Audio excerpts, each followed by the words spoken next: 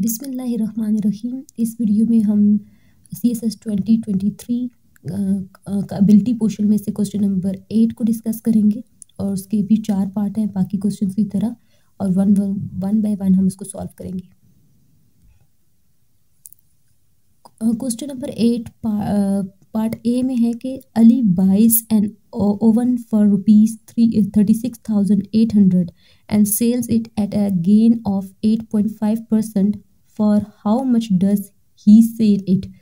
इस सवाल में हमें कॉस्ट प्राइस दी हुई है और गेन भी बताया हुआ है। देन हमने इसकी सेल्स प्राइस बताना है। तो ये एक सिंपल सवाल था, इसमें हमने सेल्स प्राइस का फार्मूला लगाना है और देन हम इसको फाइंड कर लेंगे।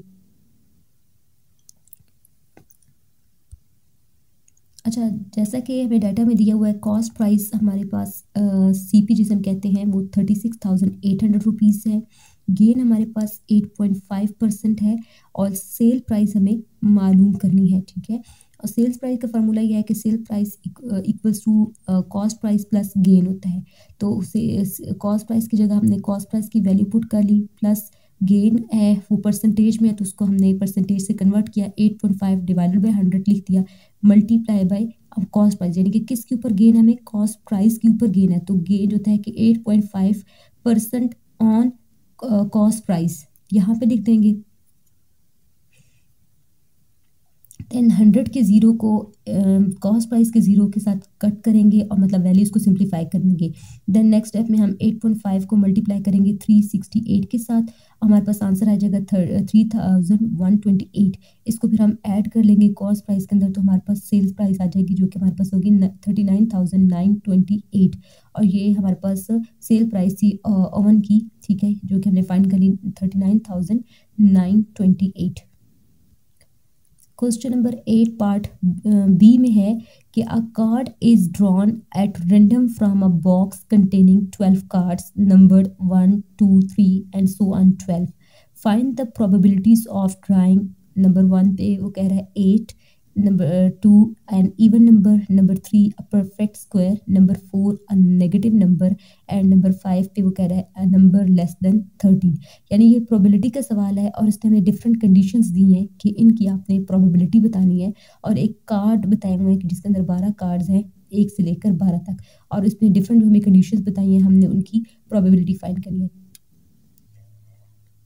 जैसे कि क्वेश्चन में हमें सैंपल साइज दिया हुआ है 1 से लेकर 12 तक, 1 2 3 4 5 6 7 8 9 10 11 12, ये हमारे सैंपल साइज यानी कि हमारे ये कार्ड्स थे।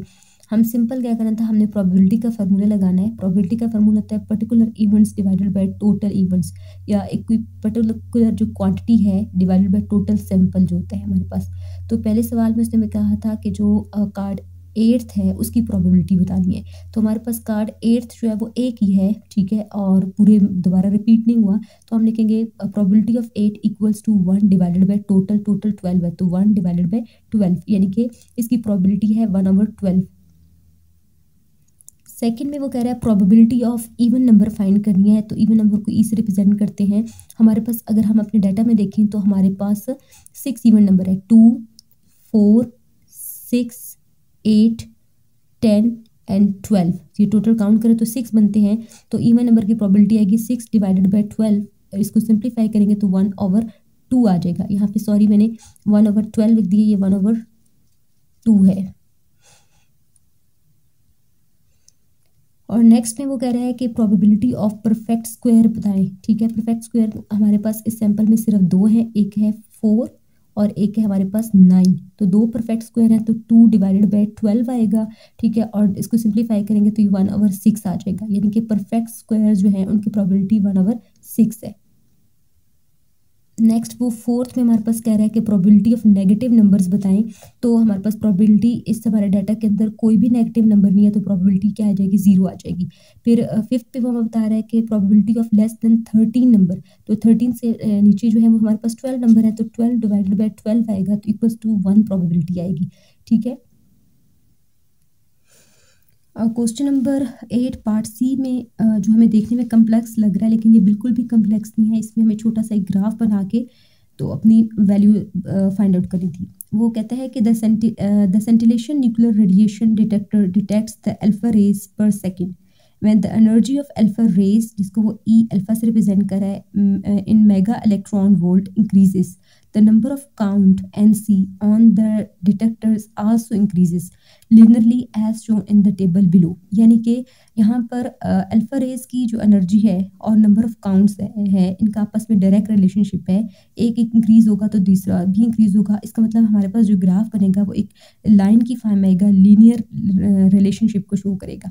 ग्राफ में उसने ये टेबल में उसने कुछ वैल्यूज शो की हैं, इनको हम ग्राफ में पुट करेंगे और देन जो है वो हम उनके दरम्यान में रिलेशनशिप को एक्सप्रेस करेंगे। फिर वो नीचे कहता है draw graph of number of count as a function of alpha rays, ठीक है, and find the energy of unknown alpha rays if the number of counts are 31,600। उसने हमें काउंट बताया है और उसमें बता रहा है कि जब ये हमारे पास काउंट होगा तो वहाँ पर अल्फा रेज क्या होगी। तो हमने ग्राफ ड्रॉ करके उस ग्राफ के अंदर से हमने वो अननोन अल्फा रेज फाइंड करनी है। हमने ग्राफ बनाने के लिए क्या किया है कि हमने हॉरिजॉन्टल एक्सिस पे नंबर ऑफ काउंट्स ले लिए हैं और वर्टिकल एक्सिस पे हमने अल्फा रेज की एनर्जीज ले ली हैं। हमें जैसे टेबल में दिया है हमने उसके मुताबिक इसको ग्राफ बना दिया। वहाँ पे 0.25 से स्टार्ट हुई थी वैल्यूज़ और 1.4 तक मतलब एनर्जीज जो हमारे पास पॉइंट की फॉर्म में थी और जो वैल्यूज़ थी वो हमारे पास थाउजेंड्स में थी। तो हमने क्या कर लिया कि नंबर ऑफ काउंट्स को 5,000 के गैप से लिख दिया, 0, 5,000, 10,000, 15,000 एंड सो ऑन। इस तरह एनर्जीज को 0.25 के गैप से लिखा, 0.25, 0.5, 0.75, 1, 1.25, 1.5, 1.72 एंड सो ऑन।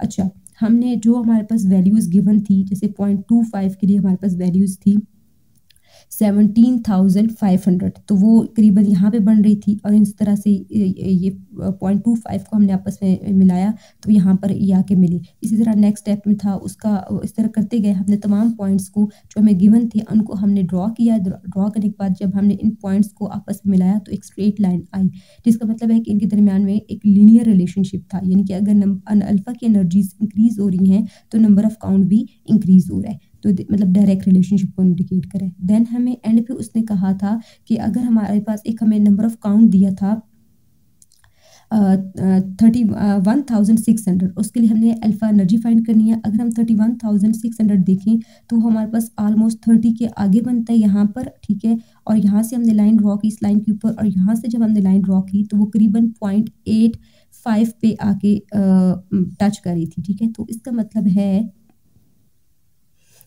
है कि हमारे पास जो नंबर ऑफ काउंट 31,600 है उसके लिए जो एनर्जी थी वो अल्फा एनर्जी थी तो वो 0.85 मेगा इलेक्ट्रॉन वोल्ट है, ठीक है। तो हमने यही फाइंड करना था और ग्राफ के थ्रू डिटरमिन करना था। क्वेश्चन नंबर 8 पार्ट डी, ये भी एक सिंपल सा क्वेश्चन था और इसमें भी हमने एक रिलेशनशिप को ही एक्सप्लेन करना है। वो कहता है the y is directly proportional to x square and y equals to m for a particular value of x। कोई खास वैल्यू होगी x के लिए तो उस टाइम m जो हो y जो होगा वो m की इक्वल होगा।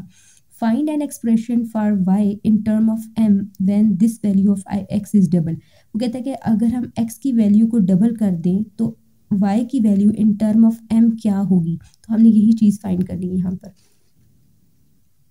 जैसे कि स्टेटमेंट में हमें उसने कहा है कि y directly proportional to x square है, तो हमने इसको इस तरह लिख दिया कि y directly proportional to x square. फिर वो ये कह रहा है कि y equals to m for a particular value of x, और वो हम वैल्यू सपोज कर लेते हैं कि हमारे पास a के बराबर है।